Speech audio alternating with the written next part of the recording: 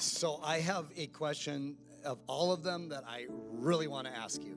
In your country, where Christians can be imprisoned and die for their faith, yet the move of God is exploding and the underground church is exploding. Why in a nation like ours, where we can do anything we want for God, is the church plateauing and actually starting to decline? In my humble opinion, I would say this. I think a big part of why the church in Iran is the fastest growing church in the world, while American church is plateauing. Man, I got to be really careful with this. I'd say this: the environment shapes faith. Even if you look at the history of Christianity, every time it balloons and expands throughout the world, guess what was happening? Persecution. And every time there was peace and protection for Christianity, guess what happened? So, one, your environment does shape your faith. In Iran, faith is tested immediately, right? And it's not tested with lust issues or, it's persecution. The first time I ever heard about a Christian girl or heard about Christianity or Jesus, it was a 13-year-old that did something weird. She walked into water, she dunked herself underwater, came out, they buried her and stoned her to death. She was 13 years old, and I had to try to figure out, why was dunking yourself in the water punishable by death, by stoning?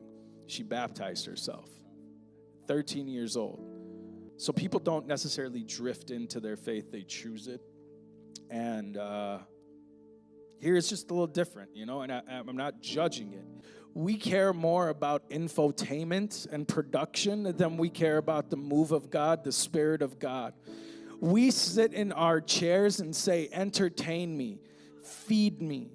But what we don't say is, hey, how do I take care of the people sitting to the right and left of me, in front of and back to me?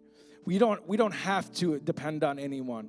We're either codependent or unbelievably independent, but what we miss constantly is what in our faith requires is this incredibly narrow path, this fine line called interdependence.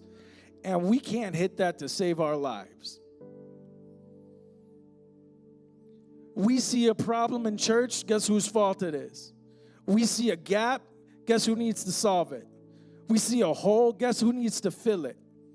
We have deferred our spirituality and our stewardship to pastors and buildings. We have given up so much ownership of our own faith and of our own community and our own ability to create a form of unity that we have deferred that, deflected that, and given that up and said it's somebody else's problem. Well, guess what? Now we're doing so poorly, it is your problem. It is my problem, because we were built as a Christian nation and now we're plateauing and an Islamic regime is growing faster than we are.